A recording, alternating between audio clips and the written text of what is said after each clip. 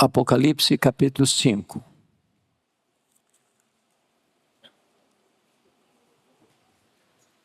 Lido o texto, por favor, mantenha a sua Bíblia aberta comigo nesta passagem.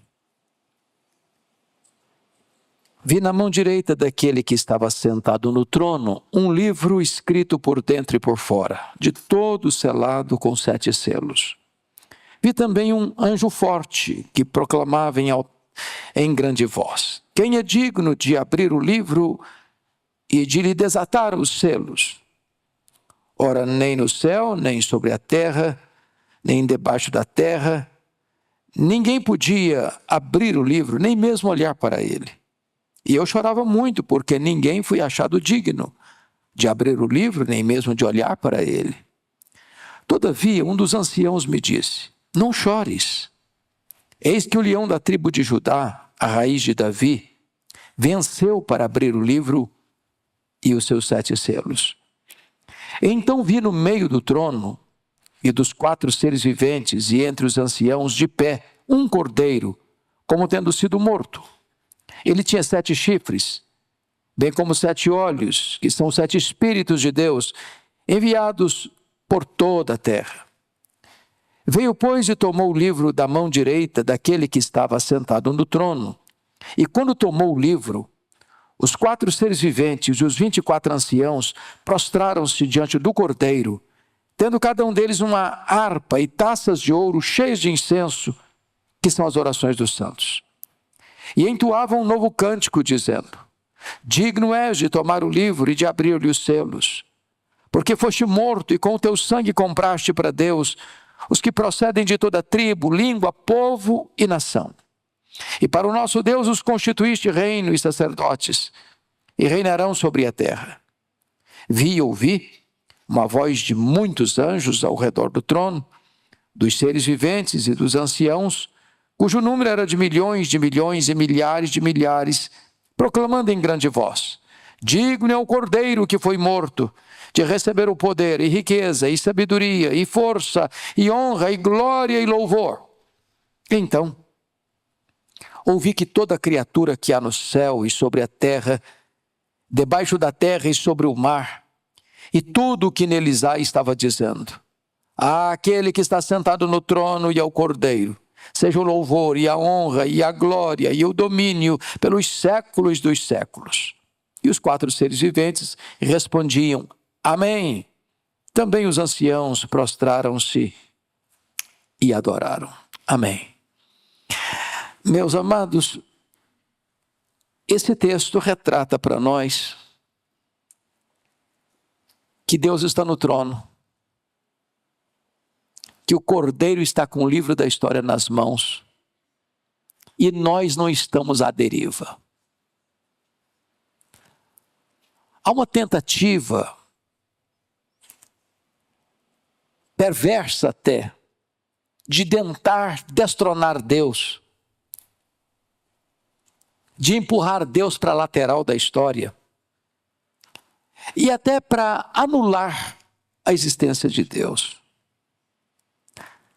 Karl Marx, com o seu materialismo dialético, afirmou que Deus é apenas uma criação e invenção do homem. Ele tentou expulsar Deus da história. Depois, Sigmund Freud, pai da psicanálise, tentou eliminar Deus do nosso inconsciente, varrendo da nossa mente. Depois veio Charles Darwin,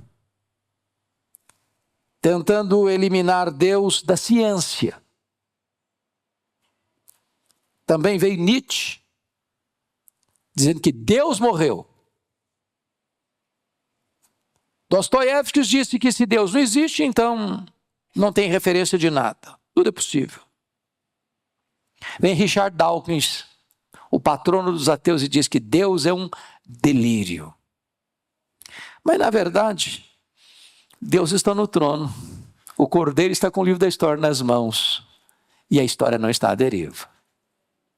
Daniel 11:32 diz que o povo que conhece a Deus é um povo forte e ativo. Em Jó 42, versículo 2, Jó diz que Deus tudo pode e nenhum dos seus planos pode ser frustrado. Então eu gostaria que hoje nós olhássemos para esse texto para perceber que a história não é cíclica como pensavam os gregos. A história não é um caminhão sem freio ladeira abaixo, sem rumo, ou aceleradamente rumo ao desastre. A história caminha para um telos, para um fim, para uma consumação. E Deus está no trono. E o Cordeiro está com o livro da história nas mãos. A história, portanto, faz sentido. Quando hoje nos reunimos aqui para comemorar os 165 anos da nossa amada Igreja Presbiteriana do Brasil, o sentimento do nosso coração, primeiramente, é de gratidão. Segundo, é reconhecer o cuidado e a soberania de Deus. Porque o nosso missionário pioneiro vem para cá em tempos de avivamento da sua pátria. Um avivamento extraordinário varreu a sua nação nos idos de 1857 a 1859. E ele vem para o Brasil sob a égide desse avivamento. Ele vem com o seu coração ardendo por esta chama. Ele vem debaixo desse signo do avivamento. E aqui viveu entre nós apenas 8 anos.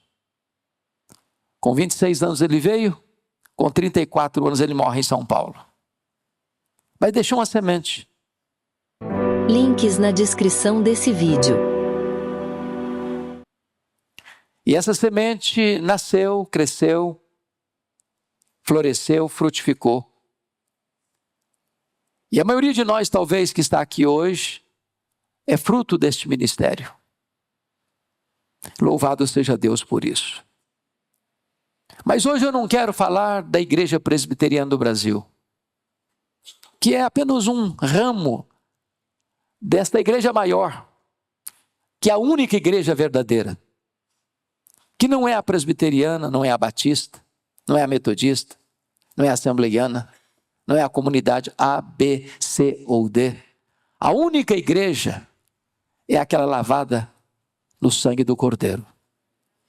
É aquela que não tem uma placa que a distingue, porque ela está entre todas as denominações.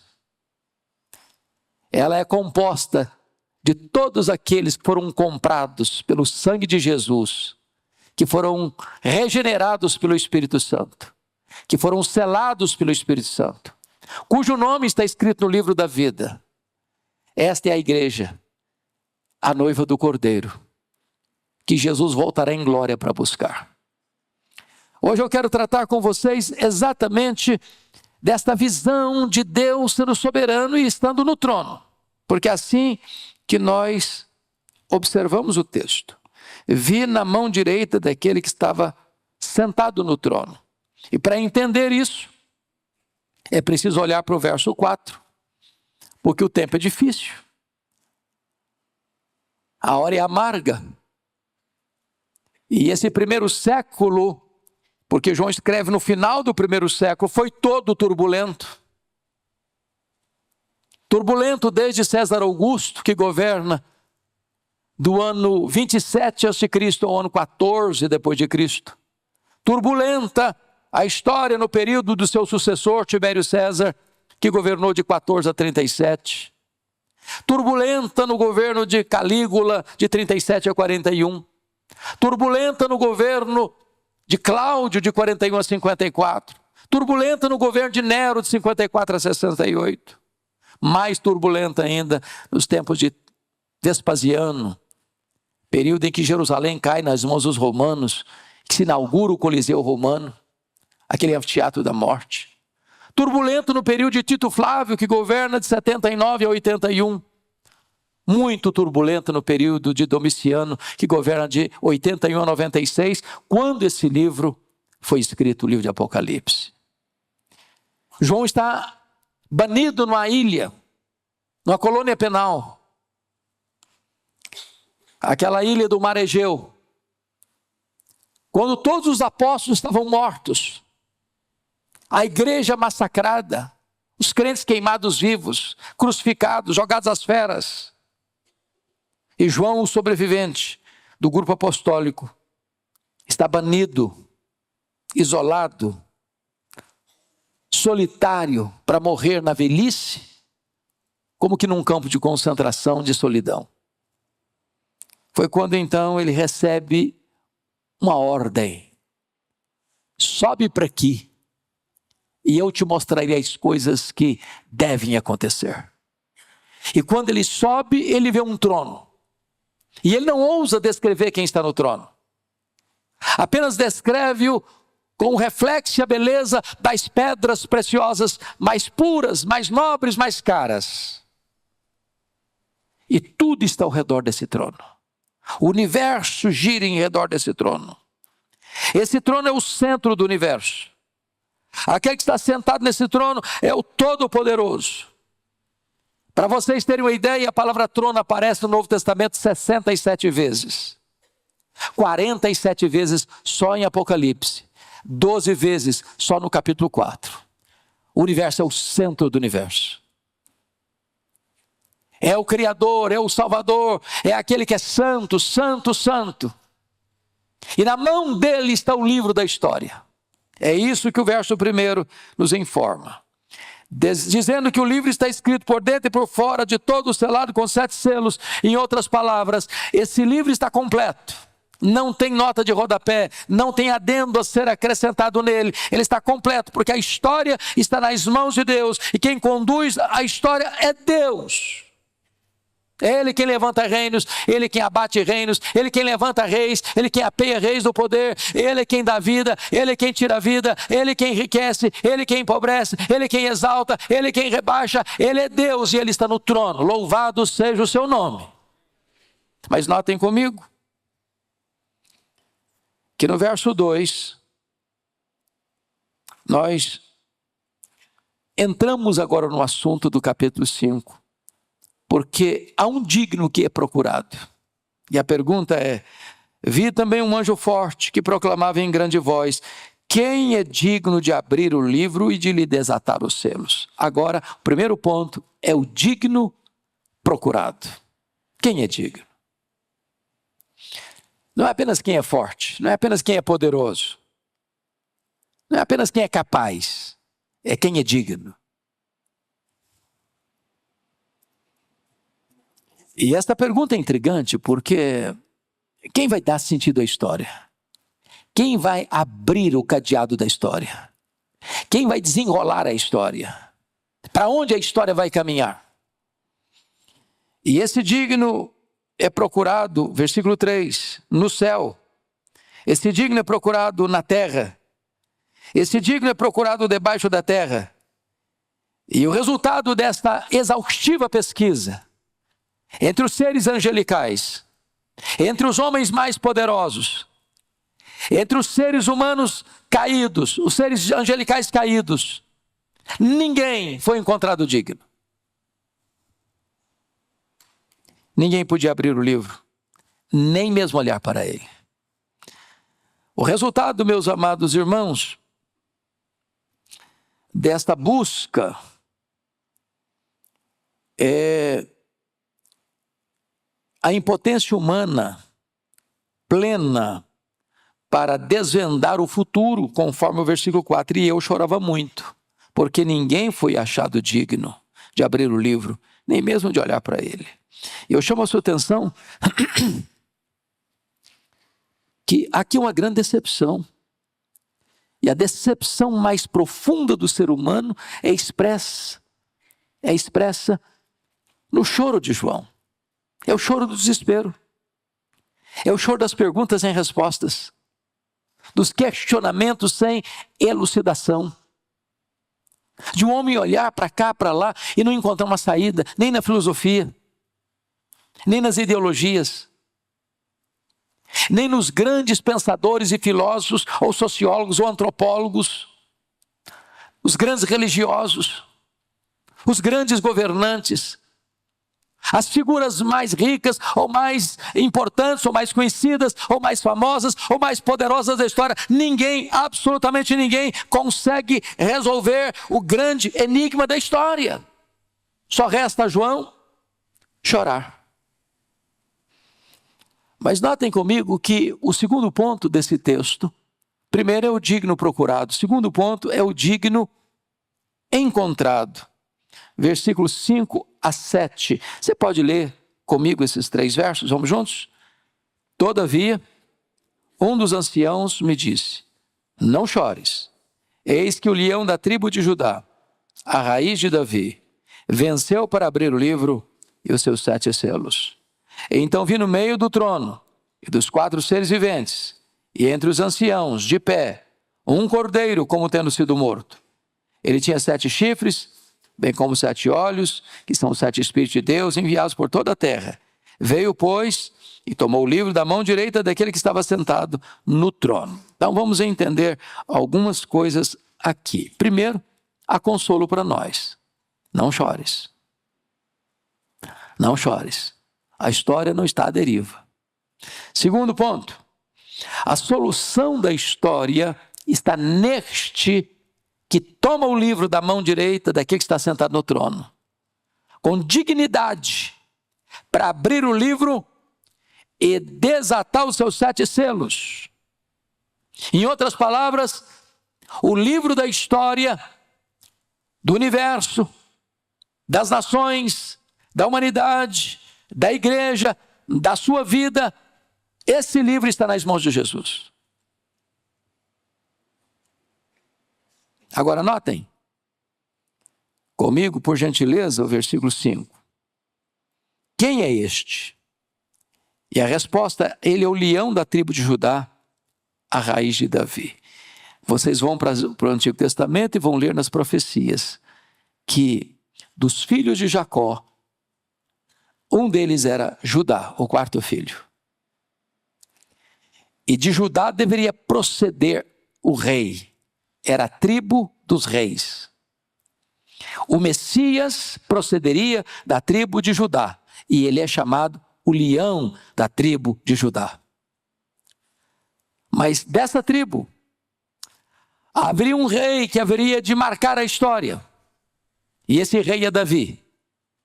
E o Messias deveria ser chamado filho de Davi. Vocês se lembram que Davi, certa feita, teve um desejo e um plano: construir uma casa para Deus em Jerusalém. Ele fez os planos, mas Deus disse: não, você não vai me construir uma casa. Eu vou construir uma casa para você. Seu filho vai construir a casa, mas eu vou construir uma casa para você. E Deus está falando não de uma casa física, mas de um reino. Dizendo que dele procederia o rei, que haveria de reinar para sempre, cujo reinado jamais teria fim, cujo trono jamais passaria. Então Jesus é a raiz de Davi, assim como é o leão da tribo de Judá. Ele é o prometido de Deus, ele é o Messias de Deus. Agora vejam vocês que o texto vai nos informar, no versículo de número 6, então vi no meio do trono e dos 4 seres viventes e entre os anciãos de pé. Veja você a posição dele. Ele está de pé. Você vai entender aqui a marca dele. Um cordeiro como tendo sido morto. Porque ele se apresenta para João lá no começo, no capítulo 1. Não temas, João, eu sou o primeiro e o último. Eis que eu estive morto, mas estou vivo pelos séculos dos séculos. Então ele está com a aparência de morto, mas ele está vivo pelos séculos dos séculos. E agora notem mais. Ele tinha 7 chifres, 7 olhos, 7 espíritos. O que significa isso? A palavra chifre significa poder. 7 é o número da perfeição. 7 chifres significa onipotente. 7 olhos do discernimento, ele é onisciente. 7 espíritos, ele está em toda parte, ele é onipresente. Então, essa descrição do Cordeiro revela para nós a grandeza dos seus atributos excelentes, incomunicáveis. Ele é onipotente, ele é onisciente, ele é onipotente, ele é poderoso, ele é digno para abrir o livro e desatar os seus selos. Agora, você pode perguntar, se Jesus é isso e ele é, quais são as implicações para nós desse fato de Jesus ser o leão da tribo de Judá, a raiz de Davi, o cordeiro que foi morto, mas está vivo pelos séculos dos séculos, e ele é onipotente, e ele é onisciente, e ele é onipresente. João vai descrever. Primeiro, por causa disso, você e eu podemos orar com confiança. Olha comigo, por gentileza, o versículo 8. E quando tomou o livro, os 4 seres viventes e os 24 anciãos prostraram-se diante do Cordeiro, tendo cada um deles uma harpa e taças de ouro cheia de incenso, que são as orações dos santos. Preste atenção nisso. Essas taças recolhem as orações dos santos. É um símbolo. E significa que nenhuma oração que você fez, ainda que você não tenha obtido a resposta ainda, foi desperdiçada. Essas orações estão sendo recolhidas. E você está orando. E você pode orar. Porque esse Deus ouve. Esse Deus atende. Esse Deus age em resposta à sua oração. A segunda consequência, amados irmãos, é que o fato de Cristo ser quem Ele é e fazer o que Ele fez, dá-nos a garantia de uma evangelização eficaz. Olha o verso 9 comigo. E entoava um novo cântico dizendo: digno és de tomar o livro e de abrir-lhe os selos, porque foste morto e com teu sangue compraste para Deus os que procedem de toda tribo, língua, povo e nação, e para o nosso Deus os constituíste reino e sacerdotes e reinarão sobre a terra. O que significa isso? Representa para nós que a morte de Cristo, irmãos, não foi uma morte martírica. Morreu como um mártir. Morreu por uma causa. Ele sucumbiu ao poder de Roma, ele sucumbiu à traição do Sinédrio, ou ele sucumbiu ao poder dos soldados romanos? Não, 1000 vezes não. A morte dele foi vicária. Ou, em outras palavras, substitutiva.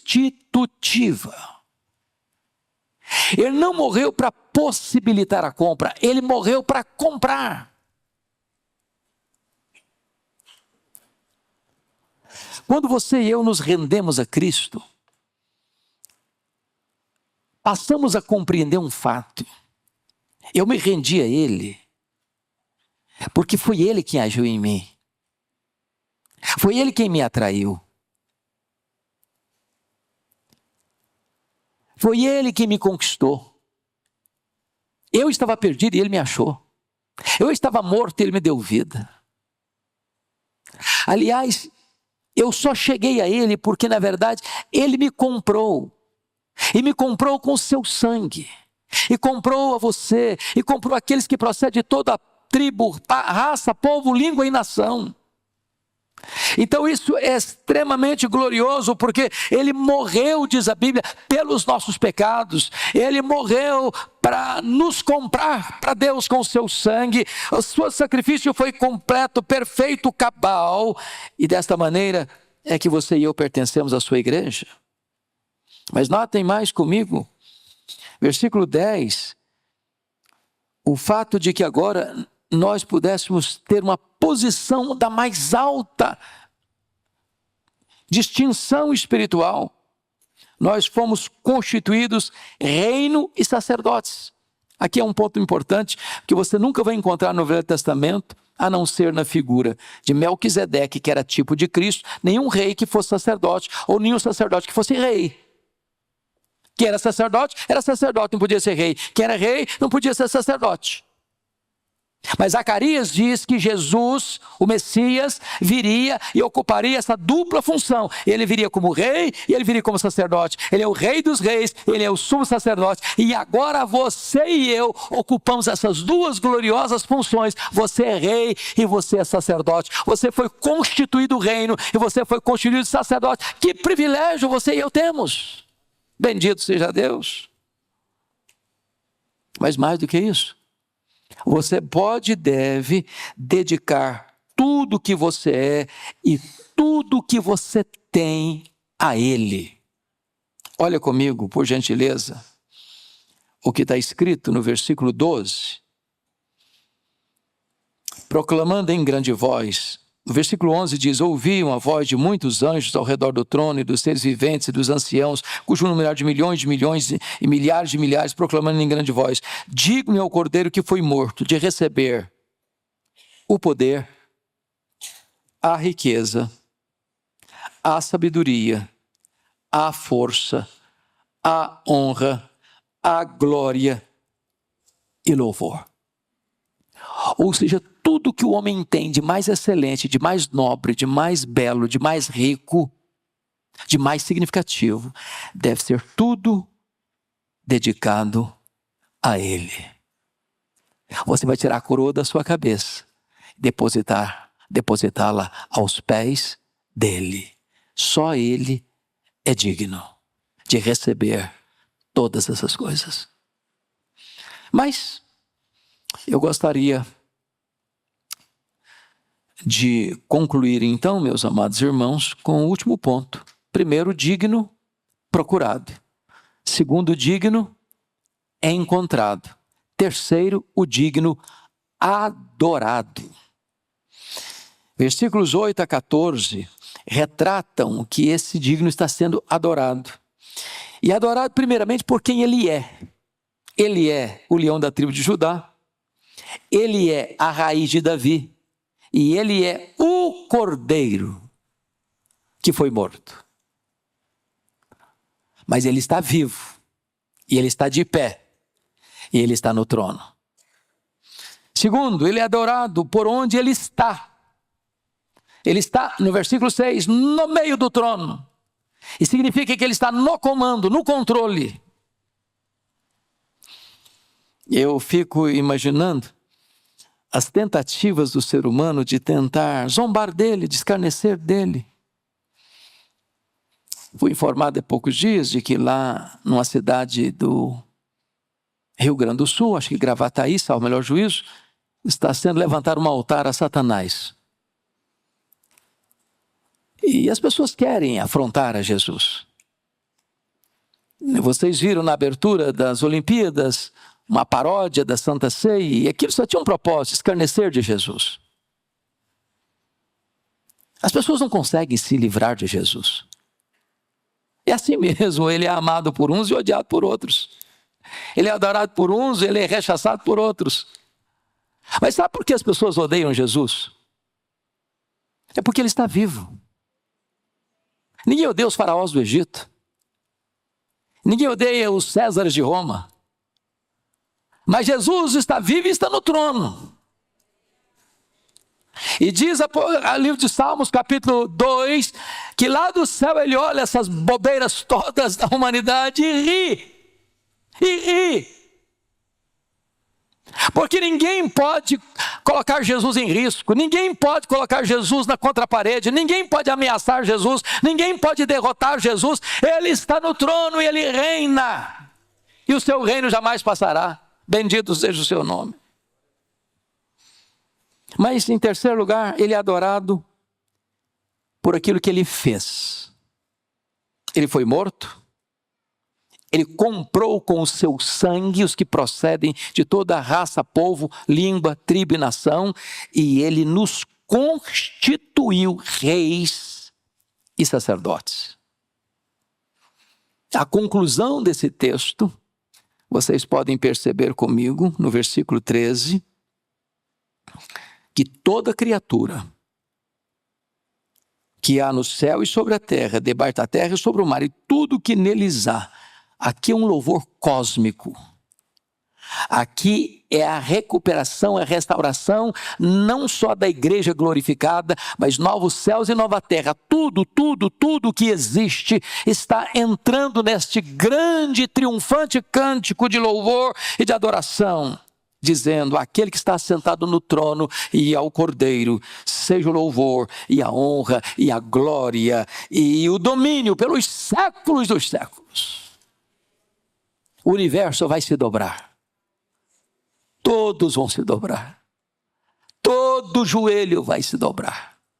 E toda língua vai confessar que Jesus Cristo é Senhor, para a glória de Deus Pai. E não poderia ser de outra maneira senão ouvir um amém sonoro dos seres angelicais. E não poderia ser outra coisa, outra atitude, os 24 anciãos que representam a igreja se prostram e adoram. Isso é o que nós viemos fazer nesta noite. Prostrarmos-nos diante do Rei dos Reis e adorarmos a Ele, porque só Ele é digno. Que Deus nos ajude a viver de tal maneira que a nossa vida exalte aquele que é a razão da nossa vida. Eu quero conclamar você agora a fazermos o mesmo que a igreja triunfante está fazendo, porque a igreja triunfante ensina a igreja militante. A igreja que seremos ensina a igreja que somos. Se aquela igreja se prostrou e adorou, é isso que eu convoco você a fazer agora. Nós vamos nos ajoelhar, nós vamos nos prostrar diante de Jesus, o Rei dos Reis, para adorá-lo nesta noite. Se você pode fazer isso, faça isso diante daquele que é digno. Links na descrição desse vídeo. Ó Deus, nós te exaltamos, porque não há outro Deus além de ti. Não há Deus como tu. Tu és Deus de eternidade a eternidade. Tu és autoexistente, tu és infinito, tu és imenso, tu és eterno. Tu és imutável, tu és onipotente, tu és onisciente, tu és onipresente, tu és transcendente, tu és soberano, tu és justo, tu és verdadeiro, tu és santo, tu és puro, tu és fiel, tu és a razão da nossa vida. Tu és o nosso Criador, tu és o nosso Redentor, tu és o nosso protetor, tu és o nosso Consolador. Bendito é o teu nome. Nós nos prostramos diante do Cordeiro, nós nos prostramos diante do Pai, nós nos prostramos diante do Espírito Santo, nós nos prostramos diante de Ti, ó Deus excelso, Deus trino, Deus bendito, e dedicamos a Ti a nossa vida, o nosso coração. Rendemos-te graças porque somos a igreja lavada, comprada no sangue do Cordeiro. E ajuda-nos a entender que agora podemos falar contigo em oração. Ajuda-nos a entender que agora podemos proclamar este nome, que é sobre todo nome, anunciando aos quatro cantos desta terra o Evangelho. Ajuda-nos a consagrar a Ti tudo o que somos e temos. Ajuda-nos a viver para o louvor da Tua glória. Bendito é o Teu nome, Senhor. Em nome de Jesus. Aquele que é a nossa vida, a nossa esperança, a nossa alegria, a nossa paz, o nosso tesouro, a nossa riqueza, o deleite da nossa alma. É em nome de Jesus que nós te adoramos. Aleluia. Amém.